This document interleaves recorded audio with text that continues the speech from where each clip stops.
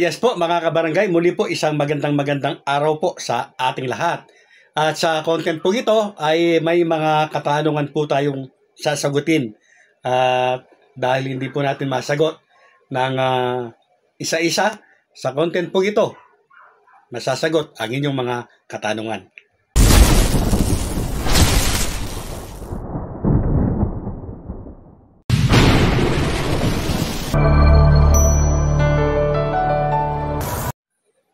Marami po yung nagtatanong sa atin, mga kabarangay, kung patay na po ba o wala na po bang pag-asa itong December 1, 2025. At yung iba naman po ay tinatanong kung tuloy-tuloy na po ba na ang halalan ay magaganap na sa November 2, 2026. May mga nagtatanong din naman po na kung totoo po ba na kulang yung budget po para sa December 1, 2025 na maaaring hindi ito matutuloy dahil nga po sa kakulangan po niya ng pondo.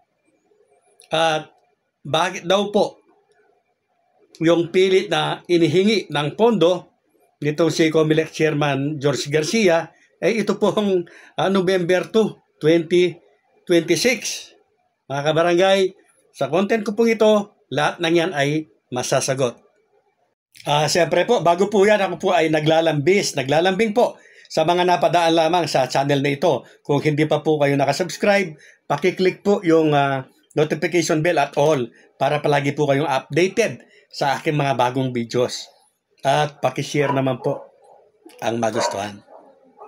Ang umiiral po na batas sa kasalukuyan ay ito pong Republic Act 12232. Na nagtatakda po ng halalan sa November 2, 2026. Kaya yung December 1 po, yung Supreme Court ruling took tiyaги. Yes po, sa kasalukuyan, patay na po ito dahil meron na nga pong bagong batas. So, kung yan po ang umiiral na batas, yung bagong batas na yan, di tuloy-tuloy na po ba yan? Mga kabarangay, kahit yan po ang umiiral na batas, dahil po may reklamo, may petisyon, ay parang nakahang pa po yan, nakabitin. At hinihintay natin yung desisyon po ng korte. So, ibig sabihin, yung nagtatanong kung may tsansa pa o pag-asa itong December 1, 2025, ang sagot, meron pa rin po. Dahil yan nga po, dahil nasa Korte Suprema po yan, sasagot po ang Korte Suprema dyan. Magdidesisyon po yan. Kapag diniklara po na unconstitutional itong RA 12232, otomatiko po December 1, 2025 ang halalan. Pero kapag diniklara ng Korte Suprema po na constitutional itong RA 12232, tuloy-tuloy na po yan.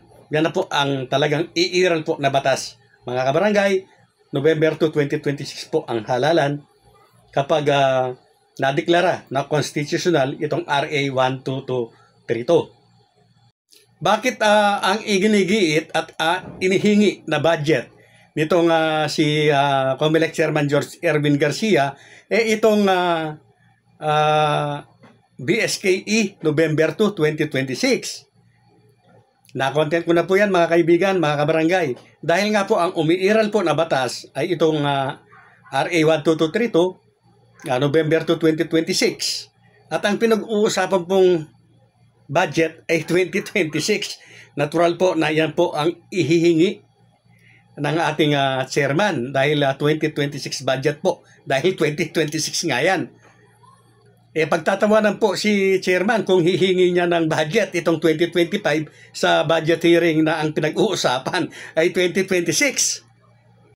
Kung madeklara naman po na unconstitutional itong RA 12232, ibig sabihin, tuloy po ang halalan sa December 1, 2025. So, yung tanong po na paano matutuloy kung kulang din ang budget ng BSKE 2025? Mga kabarangay, kapag nadeklara nga po na ang RA 12232 ay unconstitutional, ay pwede pong humingi ng karagdagang budget itong si Attorney Garcia, ang ating COMELEC Chairman sa Office of the President, mga kabarangay.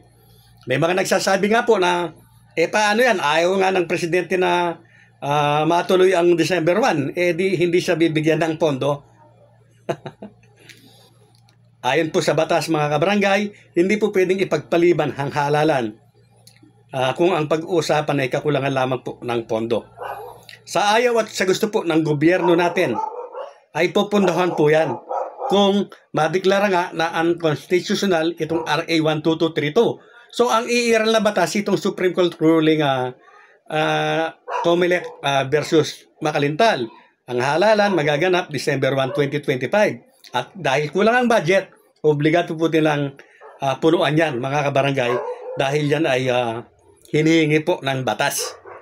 At kaya po ngayon sa kasalukuyan ay hindi po niya magawa na ihingi ng budget ito.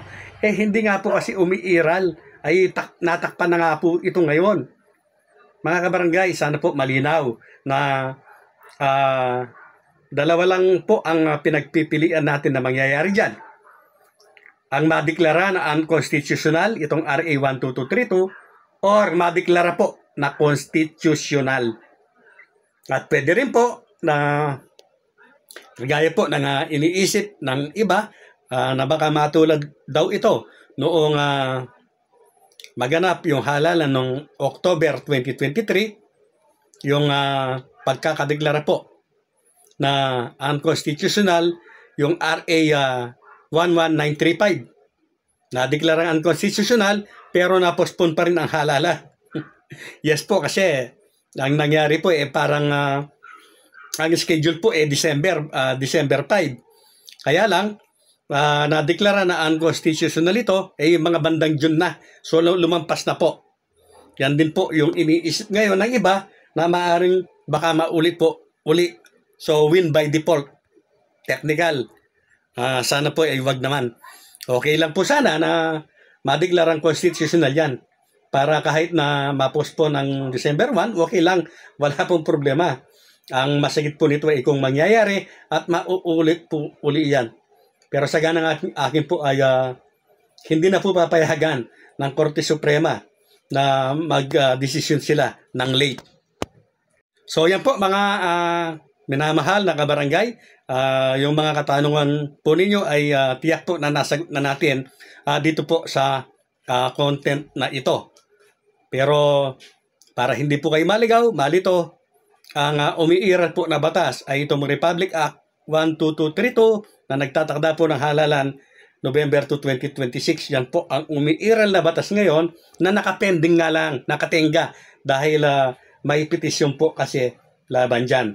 So, nasa Korte Suprema po ang desisyon. At bilang karagdagan lamang po mga kabarangay, bilang isang mamamayang Pilipino po na talagang galit at ayaw na po o kontra talaga sa kurakot. Mga kabarangay, alam naman po natin ang issue. Malawakan po ang pagnanakaw ng mga ilang nasa posisyon sa pondo ng bayan. Napakarami po yung mga napeperwisyo dito po sa flood control na ito mga kabarangay. At yan nga po magkakaroon ng malawakang kilos protesta ang iba't ibang grupo. Kung hindi po tayo makakasama ay samahan na lang po natin ang ating mga kababayan sa pamamagitan po ng ating mga panalangin.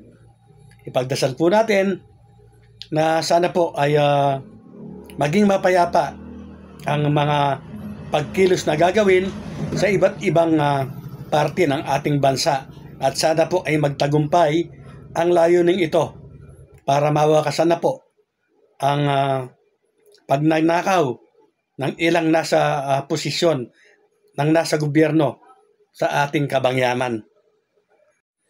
Dito po sa amin ay mayroon pong pagkilos na magaganap at kahit masakit po yung paa natin dahil na aksidente po tayo, ay pipilitin ko po na makakuha po ng mga footage, mga clippings at sasama po tayo dito at ibabahagi ko po sa inyo para mapanood po ninyo ang gagawing pagkilos ng Kapampangan kontra kurakot. O ito pong CCP or Concerned Citizens of Pampanga. Yes po, Concerned Citizens of Pampanga. Makikiisa po tayo dyan. At sana nga po ay maging mapayapa ang pagkilos po na ito. Coiners Ring.